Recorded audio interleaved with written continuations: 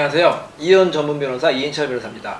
자, 오늘은 재산 분할에 대해서 말씀드릴 거예요. 이혼할 때 재산도 중요하잖아요.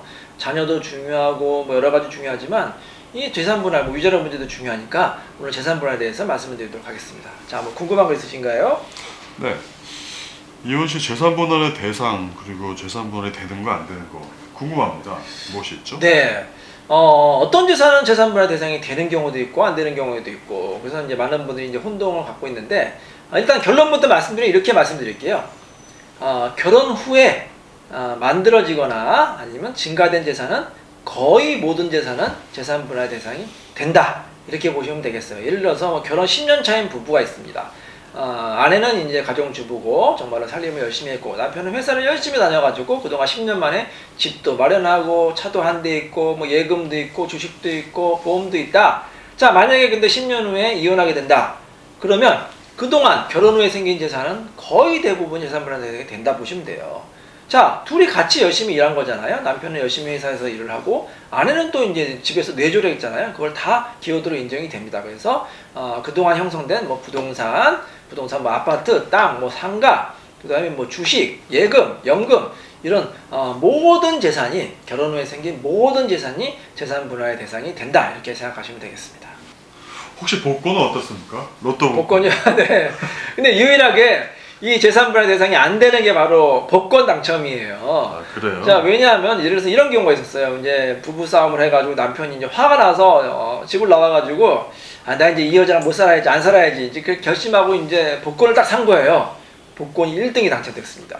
실제로 이제 가끔 복권 당첨분이 찾아오거나 전화로 상담분이 하신 분이 있어요. 복권 당첨되는 분이 있긴 있습니다. 자, 근데 복권 당첨금이 예를 들어서 30억이 됐습니다. 자, 그 사실을 이제 아내가 알았어요.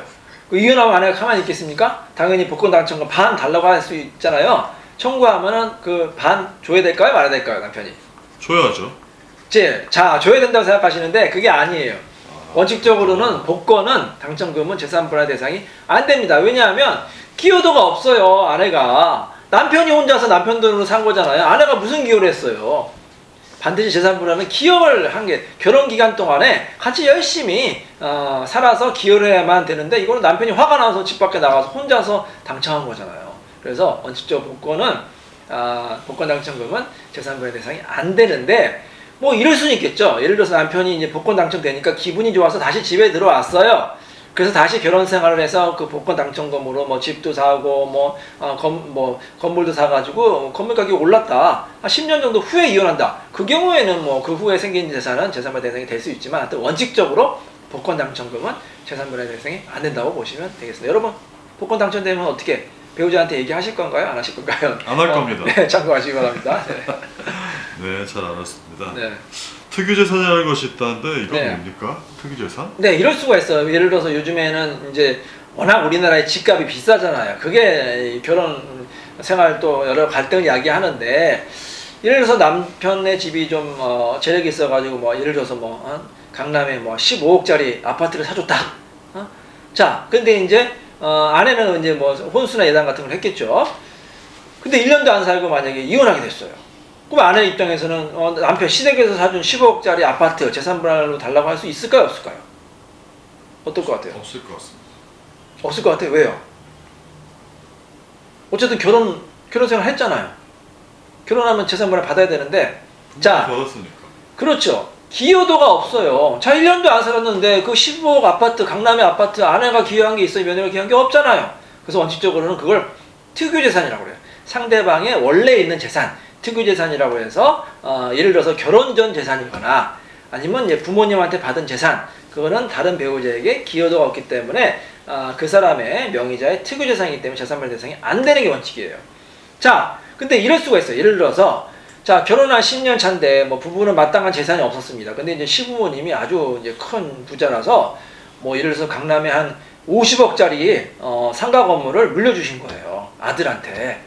자, 그러니까 며느리가 이제 너무 신이 나서 그동안 이제 결혼생활 힘들었는데 이날만 기다린 거예요. 아싸, 나 이제 이혼해야지 하고 한 달 있다가 50억짜리 건물 받은 후에 한 달 있다가 이혼을 합니다. 자, 이 경우에 재산분할 받을 수 있을까요, 그 건물? 못 받을 것 같습니다. 왜요? 자, 마찬가지입니다. 아까 그 결혼 1년도 안 돼서 헤어졌다. 마찬가지로 지금 상속받은 지 1년도 안 됐어요. 한 달 만에 며느리가 시부모한테 받은 건물을 아들 명의, 남편 명의라고 해서 청구해봐야 그건 안 되는 거예요. 특유재산이죠. 자, 며느리가 기여한 게 뭐 있어요? 지금 건물 받은 지 한 달밖에 안 됐는데. 그래서 원칙적으로 그것도 안 됩니다. 자, 근데 만약에 이럴 수가 있겠죠. 며느리가 이제 시부모님한테 받은 건물 너무 진짜 이 소중한 건물이라서 매일 가서 진짜 청소, 계단 청소도 하고 세입자 관리도 하고 뭐 인테리어도 예쁘게 꾸며가지고 한 10년 뭐 15년 정도 건물을 막 이제 관리를 해가지고 건물 가치가 올랐어요. 50억짜리가 70억이 됐습니다. 자, 만약 15년 후에 20년 후에 만약에 이혼한다. 이 경우에도 이 건물에 대해서 재산분할 받을 수 없을까요? 그거 당연히 받아야죠. 기여한 게 있을 것 같은데요. 그렇죠. 당연히 20년 받아야죠. 동안요? 20년 동안, 10년 동안 그 건물에 대해서 아내가 열심히 기여했잖아요. 그리고 혼인생활도 유지했잖아요. 그 경우에 받는 경우에요. 자, 그래서 제가 설명을 드리면 결혼 전 재산이나 아니면 결혼 후에 시부모님이나 뭐 아니면 처가한테 받은 재산도 어느 정도 혼인생활이 유지되고 적어도 한 10년 정도 유지돼야 됩니다. 10년 정도 유지되고 그 건물의 가치가 증가되거나 아니면 유지가 됐을 경우에는 배우자의 기여도가 인정돼요. 우리 대법원 판례도 그런 판례가 있어요. 특유재산 같은 경우에도 예외적으로 상대방이 증가라든지 유지에 기여가 있을 경우에는 재산분할 대상이 됩니다. 다만 이 재산분할 기여도 같은 경우에 일반적으로는 이제 기여도에 따라서 5대5 정도가 되는 경우가 많이 있거든요. 남편이 열심히 회사 생활하고 아내가 정말로 가정생활 열심히 했을 경우에 뭐 집 하나가 있다 5대5가 되는 경우가 있는데 이 특유재산이 만약에 들어갈 경우에는 5대5까지는 안 되겠죠. 아내의 기여도는 남편 기여도는 적기 때문에 뭐 30%, 뭐 20% 이렇게 되는 경우가 있어요. 뭐 아주 근데 또 재산 분할이 크다. 뭐 가끔 뭐 수백억, 뭐 수천억짜리 이런 이제 재판을 하는 경우가 있는데 그 경우에 뭐 예를 들어서 1000억이다. 아내가 뭐 500억 바로 받는 건 아니고 우리나라에서는 아직까지 그럴 경우에 기여도를 뭐 더 적게 인정하고 있어요. 뭐 10%, 15% 인정되는 경우가 있으니까 그 재산 분할의 규모라든지 혼인 기간, 그 다음에 상대방의 기여도에 따라서 기여도는 이제 차이가 날 수는 있지만 하여튼 원칙적으로는 이렇게 보시면 됩니다. 결혼 후에 재산이 형성이 되거나 유지, 관리, 증가가 된 재산에 대해서는 상대방의 기여도가 있을 경우에는 그 기여도에 따라서 분할이 될 수가 있습니다. 재산 분할에 대한 얘기 너무 잘 들었고요. 네.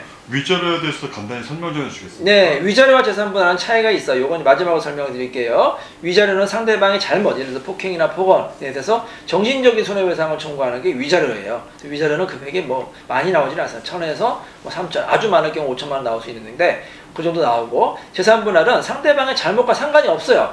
잘못을 한 사람도 재산분할 청구할 수가 있습니다. 간혹 그래서 아내가 뭐 잘못을 했으니까 남편이 아내한테 재산분할 못 해주겠다. 그건 아니고요. 잘못하고는 재산분할하고 전혀 상관이 없습니다. 재산분할은 결혼한 후에 재산이 형성되거나 유지 관리가 됐으면 상대방 기여도에 따라서 재산분할이 되니까 참고하시기 바랍니다. 자, 어떻게 여러분 오늘 이 재산분할에 대해서 영상이 좀 도움이 되셨나요? 여러분 도움이 되셨으면 아시죠? 좋아요, 구독하기 눌러주시고요. 다음 이 시간에도 여러분께 더 유익하고 재미있는 정보 알려드리도록 하겠습니다. 감사합니다.